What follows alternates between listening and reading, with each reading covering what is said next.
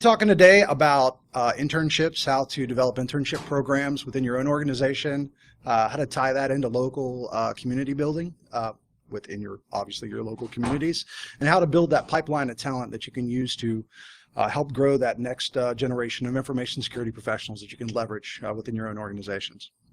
So first off, little props because of the title. Yay, Little John. All right, so my name's Tony Turner. I do security stuff. I'm a managing security consultant for GuidePoint Security. I manage the internship program internally. We've been running our program for a couple of years now, and it's been very, very successful for us. I also run B-Sides Orlando. Yay, B-Sides. And OWASP Orlando as well. And we have leveraged our interns as well as a lot of junior information security folks within the community to support B-Sides efforts, to support OWASP Orlando. And we've actually got one of our board members for B-Sides actually came on board initially as an intern and has since kind of progressed within our own organization. And he's been really instrumental in developing community at the local University of Central Florida, which I'll talk about a little bit later because they've done some really, really impressive things. So, first off, we can define the problem. There are solutions. Yeah, some are better than others. Okay, so the problem is real simple. We all kind of have a hard time finding qualified security resources to do work for us. And junior guys have a really hard time coming up. There's a pretty big gap here. I think we can fit somewhere in the middle here. So there's lots of people trying to solve this problem. One of the big techniques that a lot of companies use is they'll go through recruiters because they just can't find the people on their own. And quite frankly, recruiters suck. They're expensive. They don't understand what you really need. They tend to offend people when they reach out and contact them. It's entirely the wrong approach in most situations. I'm sure most of you have had this experience where maybe you've had a recruiter contact you and you had to do some bullshit ITIL certification at like a previous job. So then recruiter contacts you, oh great, we want you to come in and be an ITIL consultant for this company and blah, blah, blah. I was like, dude, I did like ITIL foundations because I had to, and I could give a crap about it. But they just don't understand what you're looking for. They don't, half the time they don't really understand what the company's looking for. And honestly, a lot of times the company doesn't even understand what they're looking for. And it's absolutely not the right approach. We got the InfoSec Mentors program that I'm really not sure what's going on with the InfoSec Mentors these days. I haven't seen a lot come out of them in the last couple of years, but some of the early work was really, I think, really effective in kind of getting mentors and mentees together, and some really good efforts. InfoSec burnout research that Jack Daniel has done has been really instrumental in helping folks identify why people are leaving the industry and what kind of the problems are within our industry. And I think that's really valuable information that we can bring into this. A lot of other folks have done research on breaking into InfoSec. DigiNinja did a bunch of data collection and surveys that he released. Brian Krebs has done some articles and interviews with various information security workers. A bunch of other people have gone down this road. And I think we've beaten it to death. The topic of how to break into InfoSec, at least from my perspective, has kind of just been beaten to death. I think a lot of people understand if I'm a junior person and I'm looking to break in, these are the things I need to be doing, right? But what are we doing as an industry from the other end to kind of help ease that transition, kind of ease that path? I mean, they're not the only ones with a need here. We need workers too. So we need to develop techniques and methodologies to kind of ease that transition and get these folks into our workforce, get them trained up, and so that they can be valuable resources that we can pull upon when we need people. Hacker Huntress has done a lot of really cool stuff from the recruitment standpoint. Okay, she's a recruiter technically, but we're cool with that because she's done a lot of good work to kind of help illustrate some of the issues with recruiters and things that job seekers can do to clean up their resumes and present themselves and market themselves in better ways. Okay, so when you think, what you think when I say intern, right? Most people, they think really low skill, don't know how to do anything. All they're good for is maybe getting coffee or doing other menial work. That's what interns really look like. Some of these kids are phenomenal. They do really, really awesome stuff. They're really smart. But big point I want to make here, and I think this leads to some of the perception, is those of us that have been in the industry for a long time, some of us get a little bit of a chip on our shoulders. There's some ego issues in our industry where we think, oh, well, I presented at like, 20 different conferences, and I presented Black Hat, and presented all these places, and I've done awesome research and developed all these tools. What can you do for me, you shitty little intern, right? You're not a special snowflake. These kids, they come up in a much different world than we did. They have been living and breathing technology from the time that they can walk. The stuff that we do, a lot of times it's really not that hard, right? We tend to talk things up and make things a lot more difficult than they need to be.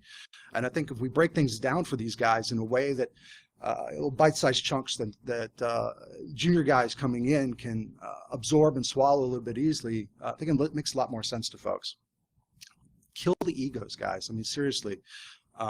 These interns are not way beneath you. They have a lot of value to bring to the table. They don't know everything, obviously. They're looking for guidance when they come in. And sometimes they're going to fail, like we all did when we were coming up. But when they fail, it's not their fault. It's ours, because we haven't provided them the right guidance. And I think that's a really important lesson to impart here. We need to manage our expectations, but we also need to understand that there is a lot of value that they can bring to the table. So, like I said, these interns are really freaking smart. Some of these interns that we hire are smarter than we are. They're doing really, really awesome work. The thing I find with most interns that we see is they're very, very focused on a few key areas. Research that's interested them when they were, in high school, or stuff they've done at college, interesting research projects they did in their academic life. And they don't really understand how that fits into the bigger picture. Maybe they've never had operational experience. They've never worked inside a company. They don't know what a real development organization looks like. They don't know what IT operations looks like. They understand the technology piece pretty well a lot of times. But they need help kind of integrating that into workflows and operational mindsets that they might not have had visibility into. So, like I said, they grew up in a different world than we did. What we like to think of as hacking and technology being very esoteric knowledge, it's kind of not anymore. I mean, when we were coming up, if you were that geek that was hacking away, doing BBS crap, whatever, like, you were kind of an outlier, right? All the other kids were doing other things. They were going playing sports or doing whatever the heck, and we were kind of like those nerds that were kind of over here and maybe a little socially awkward. This stuff is becoming a lot more commonplace these days. I think we all see from the the growth of information security conferences and information security projects, hacking, the attendance that we see coming out to these events is becoming much, much more commonplace. There's a lot more skills that these kids are bringing to the table than we had when we were coming up. But the big thing is there's a lot more laws and restrictions around this stuff today than there were back then. What we were able to get away with when we were kids just isn't possible today. Kids are getting in a lot of trouble. I mean, I know one particular kid back home in Orlando, he had discovered some vulnerabilities in one of the FBI sites, and he didn't know how to responsibly disclose it, so he took to Twitter, right, to tell the FBI about a problem in their website. Well, he's a felon now. Right? That's kind of messed up. He was trying to do the right thing. He just didn't know how to approach it. And now he's kind of screwed.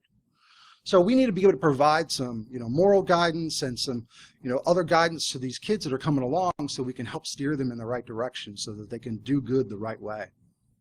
Okay. So interns have a lot of really great success, and I want to showcase a few of them. Specifically showcasing on the interns that I've worked with personally over the last couple of years. So University of Central Florida does not have a security program. They have 2 crypto classes. That's it. That is the extent of their security classes. They developed, and actually one of our interns was responsible for growing a cybersecurity program at UCF. And some pretty awesome stuff of what they've been able to accomplish. They won National CCDC this year. 2nd year ever competing. Last year they were top 10. That's really awesome stuff. It wasn't because the academic program prepared them for success. It was because the community reached out to the students and engaged with the students and helped them kind of grow organically within their own university programs that engaged the students and got them interested in security and got them interested in these kinds of things and provided a framework for them to excel and be successful. I mean, these guys practice every week just like any other, NCAA Division I team does on, how to secure environments. The CCDC team does this. The CTF team did the same thing. They practice all the time. They're doing real well. They just they placed top 5 in Seesaw this last weekend. They had the Seesaw quals. Again, they placed, I believe, top 5 or 6 in Seesaw quals this last year. Of course, right behind PPP, like everybody else, right? They're consistently doing really, really cool stuff. We put these guys on billable work sometimes, not as a primary resource, obviously with a more senior resource that's managing the project, but we get really amazing work out of these kids. They are very, very, very, very capable. I can't take credit for the things that they're doing.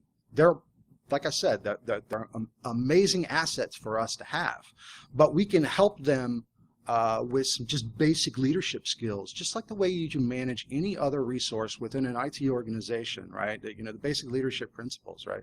You have a mission and you have a vision, and you lay out that vision and you communicate it to your people and you empower them to be successful, right? And you encourage them, and you make them part of the success. Interns are no different, right? So we want to take a chance on these kids. Take a chance. The risk is very, very low. We don't have to pay these kids a lot. Pay them more than they would make at Starbucks. A lot of unpaid internships out there, I think, are really, really undervaluing the ability and quality of their interns. Pay them enough so that they're interested and engaged. It's like, wow, I can do okay in this industry. You don't have to pay them a ton. When I talk to my interns and had some very candid conversations with them about what kinds of rates are they seeing from other technology companies, other big companies that are offering them internship programs. And a lot of these companies are offering in excess of like $22 an hour for some of these internships. You don't necessarily have to match that, get competitive, right? What I'm seeing for a lot of the interns coming in is they really just want interesting work to do, and they want to be able to make enough that they can have some spare change in college and do a little bit better than, again, their buddies at Starbucks, right? Give them interesting work, right? Again, we're going to be giving them some menial stuff, right? That's just the nature of internships, right? It's a lower cost resource. It just doesn't make sense from a business standpoint to allow them to have them do the same, all the same work that senior resources are doing, or have senior resources doing the menial work that we have some of these guys doing, but mix it up, right? So maybe you've got a documentation project that just needs to be done because you've been meaning to do it for the last 6 or 8 months and you just haven't had time because everyone's super billable, or you've been doing other things, right? Sure, throw them on some of that work, but engage them in some of the billable or other more interesting work. Maybe you're not a consulting organization. Maybe you're more of an internal security worker. You probably got some other either research projects or some other things that are potentially interesting, that maybe plug them into other business processes, help them understand kind of how the organization ticks. That's very valuable for them, and it's going to help grow them as a resource that can then progress into something a little bit more senior as time goes along. The big thing is, before you start your internship program, have a list of projects that you want them to work on beforehand. The worst thing is when you have you hire a bunch of interns and then you blow through your projects because they're really motivated and they just knock it out like in the first week or two, and then it's like, okay, what do we do with these guys now, right? Make sure that you've got plenty of work for these guys to do. I think we all have the work for them to do, but think really hard about what you want them to be doing beforehand and what they're going to need to be successful, so that those frameworks are in place before they hit the ground. Right? So intern or slave, I was an intern at one point, earlier in my career, and that's kind of the way I felt. I was, copy bitch, go do this, go do that, right? I never got any visibility into what the company actually did other than ask me to make copies, right? Give them, like I say, give them interesting work, get them involved. Okay. So sometimes we do have to say goodbye to interns, but sometimes we don't. The thing that I see big mistake that I see a lot of companies make is at the end of the summer, they let other interns go. Why? Why do you let all your interns go? Keep the ones that are valuable. You don't have to be full-time workers. Surely you have some project and work that can be done part-time. Maybe it's a low priority project. Maybe it's you're providing a little bit of extra assistance on. Maybe it's a billable project. Maybe you need someone to go do some grunt work associated with it. Allow them to do that and define a progression plan so they can understand. Okay, so now I'm not a summer intern anymore. Okay, whether you call me an intern or whether you upgrade me to analyst or some other job title, right? Define that progression plan for them so they understand where they're going to be going and what their future is at the company, right? Because these kids have options. They don't have to stay working for you. They can get another internship next summer. But if you give them a reason to stick with you between this summer and next summer, you're going to have a lot better. You're going to get a lot better loyalty out of these kids, and the resources and time and effort that you're pouring into them is going to pay off a lot better. Maybe not always, but most of the time it will. But you need to have reasonable expectations. I mean, these kids, they have classes, they have exams, labs, study time. They may be doing their work nights or weekends. Whatever. And if that works within your workflows and you can work with that, then then support that. Sometimes these kids aren't quite ready to be grown-ups. They have some problems. Maybe there's some dependability issues. Maybe they don't really understand how to communicate really well. And sometimes we tell these kids, it's like, okay, maybe we're not extending your internship, but we'd like you to come back next summer and try again, right? And then some kids just are never going to work out. It's, some people you just kind of got to run away from because it's like, okay, don't ever call us again. The big thing I want to leave you guys with here as part of this presentation, not only building those programs internally, but it's the community that provides these resources. We need to reach out and engage the community. We need to grow that talent pipeline so that we have them available, so we don't have to call a recruiter, so we don't have to call every single person we know in the industry and see if they can find us someone, and so we don't have to pay for relocation packages either, right? So we've got these folks locally within our community. We already know them. We know what they're capable of. We've worked with them. We've developed these relationships. Do the awesome stuff that you're already doing, the projects that you're getting involved in, engage other people in your community to collaborate with, right? Or organize an event. In Orlando, we had all these kind of splinter communities all over the place, and no one was really talking to each other. So that's why we stood up B-Sides Orlando a couple years ago. And the B-Sides movement has been really, really powerful in a lot of communities, not just Orlando, but around the world, and kind of helping bring cohesion to some of these communities, bring people together. Other local groups, DC groups, go meetup.com and see what's out there. Various city sects, all kinds of other local communities that some of them aren't really doing anything interesting in the enterprise. It's just a bunch of kids getting together and hacking stuff. But these kids are motivated, they're interested, they're engaged, and they're looking for us or people like us to come out and talk to them and kind of help them, guide them on that path.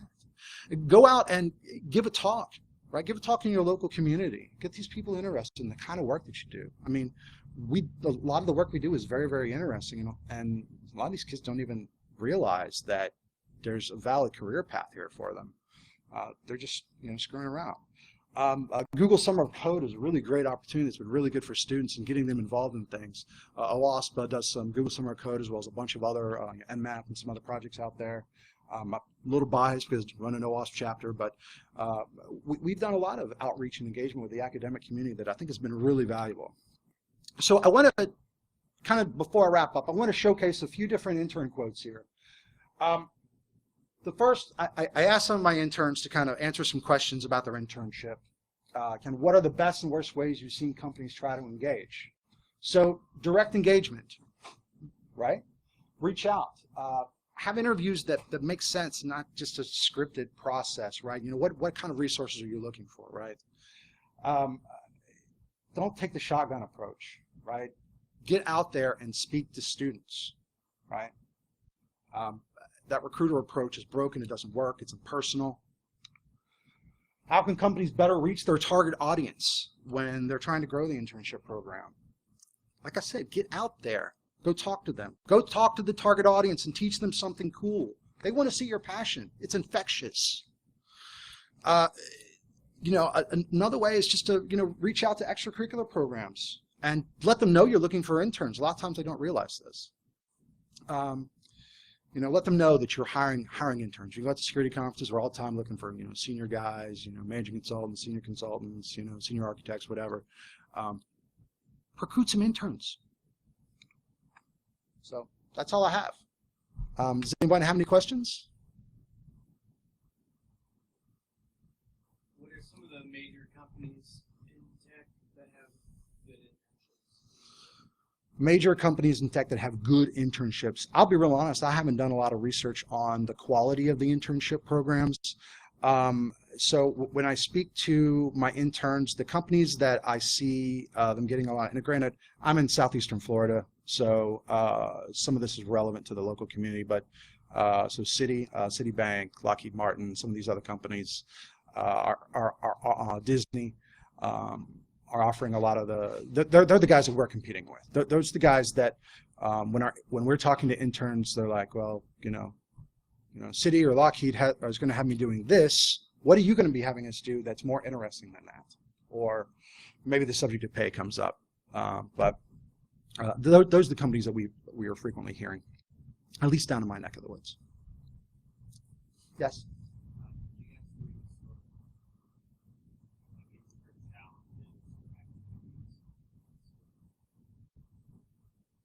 You mean prior to hiring or afterwards? So we engage them in a bunch of different activities. It's mostly project work. We do some team building exercises. We sent all our interns to DEF CON this last year, which is kind of unheard of. No one does that. But we did that this last year, which is really great for team building. We don't do like puzzles or challenges per se because they're getting enough puzzles and challenges with the work that we're giving them. Anyone else? Okay, I think we're out of time. So thank you for coming.